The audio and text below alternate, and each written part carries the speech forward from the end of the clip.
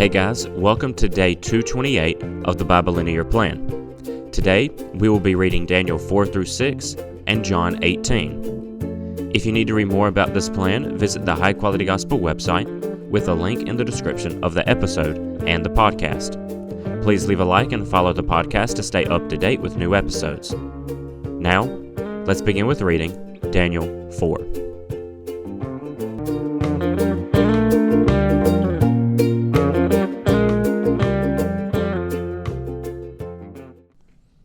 King Nebuchadnezzar, to those of every people, nation, and language who live in the whole earth, may your prosperity increase. I am pleased to tell you about the miracles and wonders the Most High God has done for me. How great are his miracles, and how mighty are his wonders. His kingdom is an eternal kingdom, and his dominion is from generation to generation. I, Nebuchadnezzar, was at ease in my house and flourishing in my palace. I had a dream, and it frightened me. While in my bed, the images and visions in my mind alarmed me. So I issue a decree to bring all the wise men of Babylon to me, in order that they might make the dream's interpretation known to me. When the magicians, mediums, Chaldeans, and the diviners came in, I told them the dream, but they could not make its interpretation known to me. Finally, Daniel, named Belshazzar after my name of my God, and the spirit of the holy gods is in him, came before me. I told him the dream. Belshazzar, head of the magicians, because I know that you have had the spirit of the holy gods, and that no mystery puzzles you, explain to me the visions of my dream that I saw and its interpretation. In the visions of my mind, I was always lying in bed. I saw this. There was a tree in the middle of the earth, and it was very tall. The tree grew large and strong. Its top reached to the sky, and it was visible to the ends of the earth. Its leaves were beautiful, its fruit was abundant, and on it was food for all. Wild animals found shelter under it. The birds of the sky lived in its branches, and every creature was fed from it. As I was laying on my bed, I also saw the visions of my mind, a watcher, a holy one, coming down from heaven. He called out loudly, "Cut down the tree and chop off its branches. Strip off its leaves and scatter its fruit. Let the animals flee from under it, and the birds from its branches. But leave the stump with its roots in the ground, and with a band of iron and bronze around it, in the tender grass of the field. Let him be drenched with the dew from the sky, and share the plants of the earth with the animals. Let his mind be changed from that of a human, and let him be given the mind of an animal for 7 periods of time. This word is by decree of the watchers, and the decision is by the command from the holy ones. This is so that the living will know that the Most High is ruler over human kingdoms. He gives them to anyone he wants, and sets the lowliest of people over them. This is the dream that I, King Nebuchadnezzar, had. Now, Belshazzar, tell me the interpretation, because none of the wise men in my kingdom can make the interpretation known to me, but you can, because you have made the spirit of the holy gods." Then Daniel, whose name is Belshazzar, was stunned for a moment, and his thoughts alarmed him. The king said, "Belshazzar, don't let the dream or its interpretation alarm you." Belshazzar answered, "My lord, may the dream apply to those who hate you, and its interpretation to your enemies. The tree you saw, which grew large and strong, whose top reached the sky and was visible to the whole earth, and whose leaves were beautiful, and its fruit abundant, and on it was food for all. Under it the wild animals lived, and in its branches the birds of the sky lived. That tree is you, your majesty. For you have become great and strong. Your greatness has grown, and even reaches the sky, and your dominion extends to the ends of the earth." The king saw a watcher, a holy one, coming down from heaven and saying, "Cut down the tree and destroy it, but leave the stump with its roots in the ground, and with a band of iron and bronze around it in the tender grass of the field. Let him be drenched with the dew from the sky, and share food from the wild animals for 7 periods of time. This is the interpretation, your majesty, and this is the decree of the Most High that has been issued against my lord the king. You will be driven away from people to live with the wild animals. You will feed on grass like cattle, and be drenched with dew from the sky for 7 periods of time, until you acknowledge that the Most High is ruler over human kingdoms, and he gives them to anyone he wants. As for the command to leave the tree stump with its roots, your kingdom will be restored to you as soon as you acknowledge that heaven rules. Therefore, may my advice seem good to you, my king.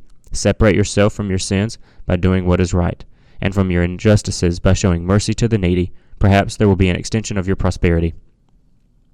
All this happened to King Nebuchadnezzar. At the end of 12 months, he was walking on the roof of the royal palace in Babylon. The king exclaimed, "Is this not Babylon the Great that I have built to be a royal residence by my vast power and for my majestic glory?" While the words were still in the king's mouth, a voice came from heaven. "King Nebuchadnezzar, to you it is declared that the kingdom has departed from you. You will be driven away from people to live with the wild animals, and you will feed on grass like cattle for 7 periods of time, until you acknowledge that the Most High is ruler over human kingdoms, and he gives them to anyone he wants." At that moment the message against Nebuchadnezzar was fulfilled. He was driven away from people, he ate grass like cattle, and his body was drenched with dew from the sky until his hair grew like eagle's feathers and his nails like birds' claws.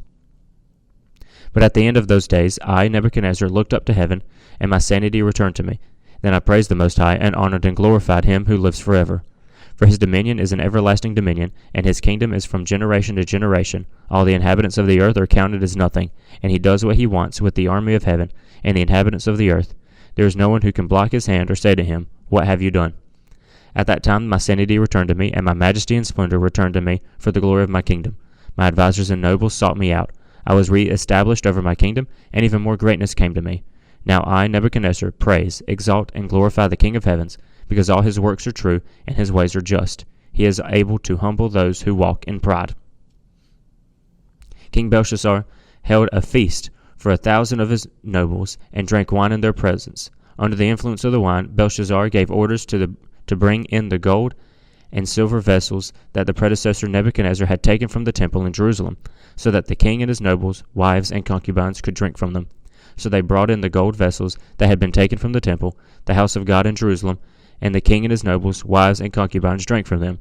They drank the wine and praised their gods made of gold and silver, bronze, iron, wood, and stone. At that moment the fingers of a man's hand appeared and began writing on a plaster of the king's palace wall, next to the lampstand. As the king watched the hand that was writing, his face turned pale, and his thoughts so terrified him that he soiled himself and his knees knocked together. The king shouted to bring in the mediums, Chaldeans, and diviners. He said to these wise men of Babylon, "Whoever reads this inscription and gives me its interpretation will be clothed in purple, have a gold chain around his neck, and have the third highest position in the kingdom." So all the king's wise men came in, but none could read the inscription or make its interpretation known to him. Then King Belshazzar became even more terrified. His face turned pale, and his nobles were bewildered.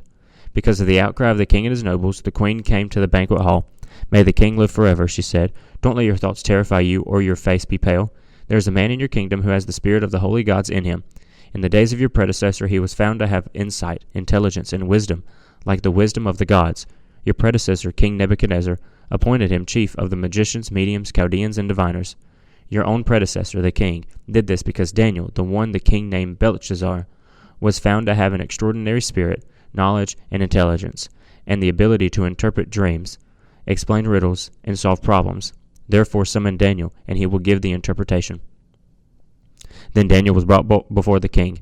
The king said to him, "Are you Daniel, one of the Judean exiles that my predecessor the king brought in from Judah? I've heard that you have a spirit of the gods in you, and that insight, intelligence, and extraordinary wisdom are found in you. Now the wise men and mediums were brought before me to read this inscription and make its interpretation known to me, but they could not give me its interpretation. However, I have heard about you that you can give interpretations and solve problems. Therefore, if you can read this inscription and give me its interpretation, you will be clothed in purple and have a gold chain around your neck, and have the third highest position in the kingdom."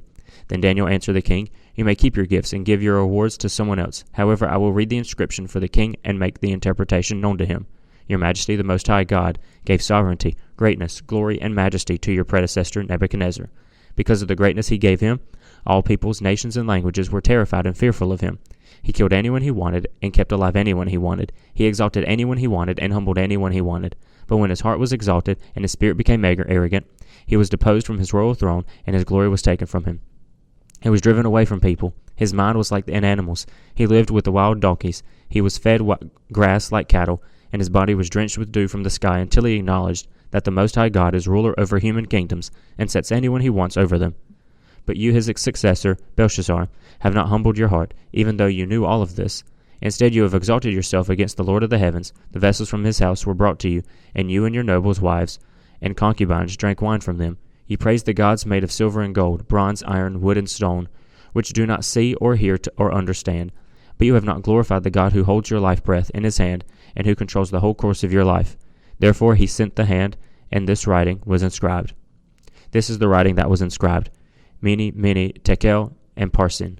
This is the interpretation of the message. Mene means that God has numbered the days of your kingdom and brought it to an end. Tekel means that you have been weighed on the balance and found deficient. Perez means that your kingdom has been divided and given to the Medes and Persians. Then Belshazzar gave an order, and they clothed Daniel in purple, placed a gold chain around his neck, and issued a proclamation concerning him that he should be the third ruler in the kingdom. That very night Belshazzar, the king of the Chaldeans, was killed, and Darius the Mede received the kingdom at age of 62. Darius decided to appoint 120 satraps over the kingdom, stationed through the realm, and over them 3 administrators, including Daniel. The satraps would be accountable to them, so that the king would not be defrauded. Daniel distinguished himself above the administrators and satraps because he had an extraordinary spirit, so the king planned to set him over the whole realm. The administrators and satraps therefore kept trying to find a charge against Daniel regarding the kingdom, but they could not find no charge or corruption, for he was trustworthy, and no negligence or corruption was found in him. Then these men said, "We will never find any charge against this Daniel, unless we find something against him concerning the law of his God." So the administrators and satraps went together to the king, and said to him, "May King Darius live forever. All the administrators of the kingdom, the prefects, satraps, advisors, and governors, have agreed that the king should establish an ordinance and enforce an edict that for 30 days anyone who petitions any god or man except you, the king, will be thrown into the lion's den.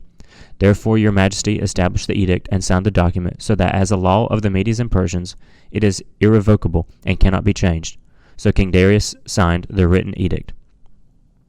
When Daniel learned that the document had been signed, he went to his house. The windows in his upstairs room opened towards Jerusalem, and 3 times a day he got down on his knees, prayed, and gave thanks to his God, just as he had done before. Then these men went as a group and found Daniel petitioning and imploring his God. So they approached the king and asked about his edict. "Didn't you sign an edict that for 30 days any person who petitions any god or man except you, the king, will be thrown into the lion's den?"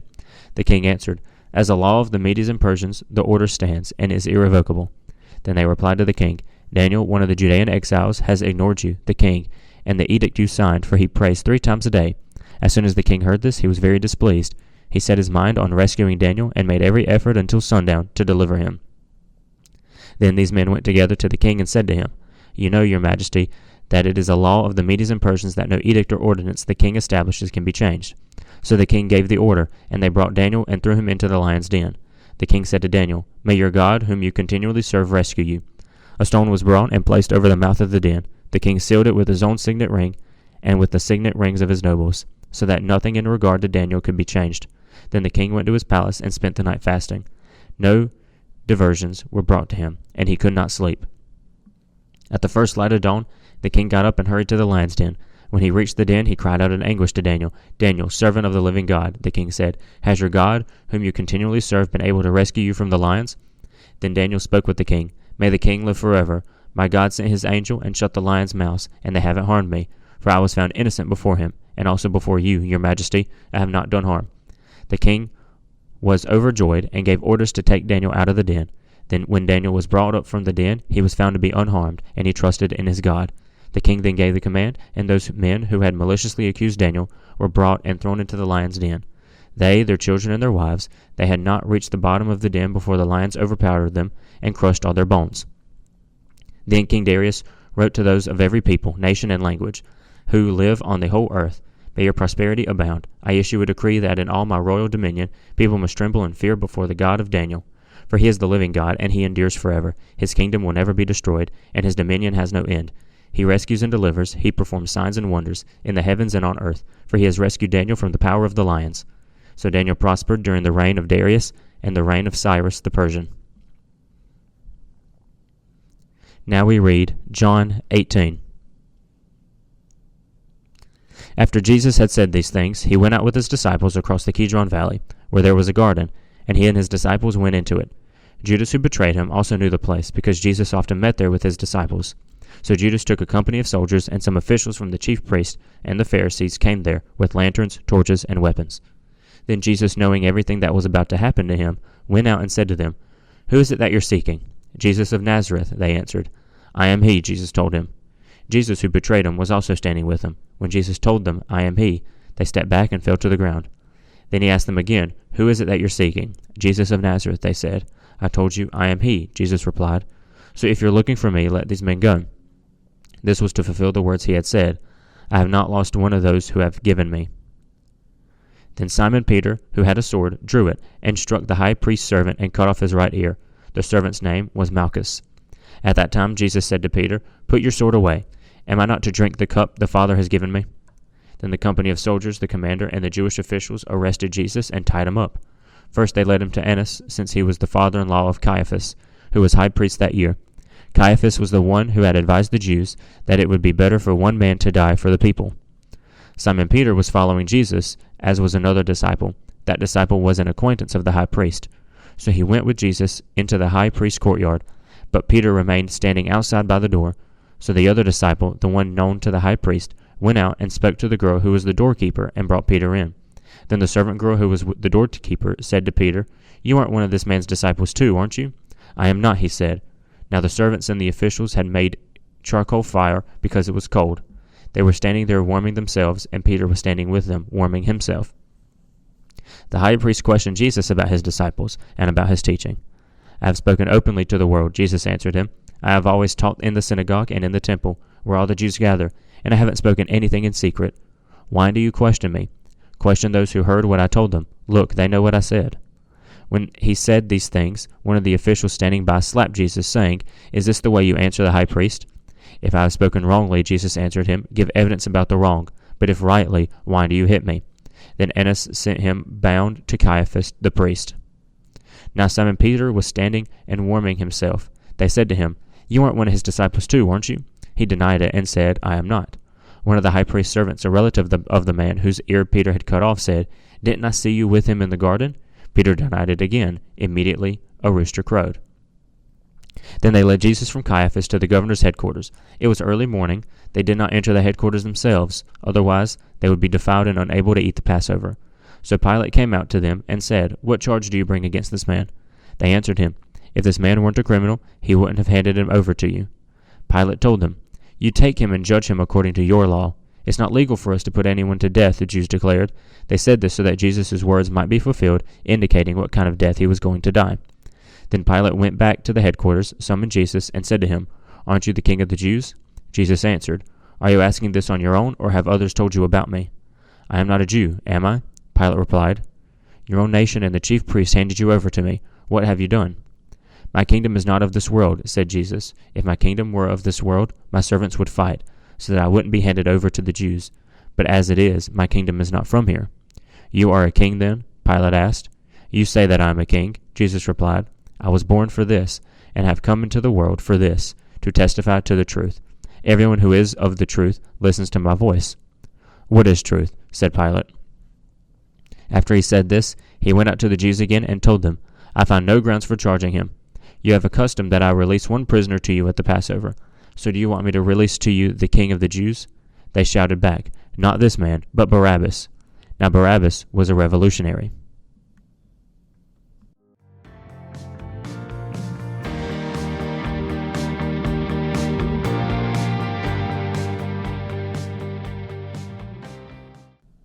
On day 227, we read of Daniel and his friends following God and God alone, and in John, Jesus prays for his followers. Today in Daniel, we see Daniel get tested once again. Daniel is a true follower of God, and God had blessed him with the wisdom and discernment to decipher the different dreams and visions of the kings.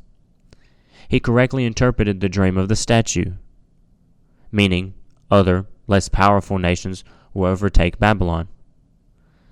He now was able to correctly interpret what will happen to the king, that he will lose his mind, and he must know God, the one true God, and understand his power and authority. Well, this occurred, and Nebuchadnezzar held Daniel in an extremely high esteem, giving him dominion over different portions of the nation. And so here Daniel continued to serve future kings, and this is where the famous story occurs.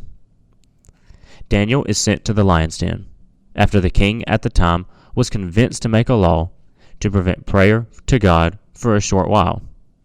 Daniel, of course, broke this law and showed his dedication to the world, with open windows, so all could hear his prayers. Even though he was a high-ranking official, he was sent to death with lions, and the king felt intense distress. He understood that this law was wrong, especially after it went after one of the most valued members of the nation. But because of Daniel's faith, he survived the night, and those who acted corruptly were sent instead. During this time of exile, it's easy to think that the Israelites were slaves, and God has left them completely. But no, God is still with them, helping them endure this time. He commanded them to serve Babylon and be good citizens of the nation, and they will return. And because of this hopeful message, the Jews in exile were able to act like Daniel and serve with gladness and hope that it will one day end. God is still with the Jews in exile and the foreign people, like Babylon and Persia. And there are plenty of other stories of God remaining with his people, even in their judgment, and this is just one of them. In John, we see a few of Jesus' prophecies come true. Jesus spoke about his betrayal in the past, and it is being fulfilled, even fulfilling the Old Testament. Judas, blinded by some type of arrogance and love for money, sold him out to Jewish leaders and set in motion God's work, the sacrifice for the world's sins. Jesus is sent to the high priest and was questioned extensively. They desired to kill him, whether or not he was innocent, in order to maintain their own power over the Jewish citizens and to appease Rome. The ironic thing is that Jesus is not guilty of breaking the law, whether Jewish or Roman law, but due to their own selfish desires, they twist Jesus' teachings to be more against Roman law, so that prophecy will be fulfilled, that Jesus must die. In order to die, Jesus must break Roman law and be condemned by Pilate.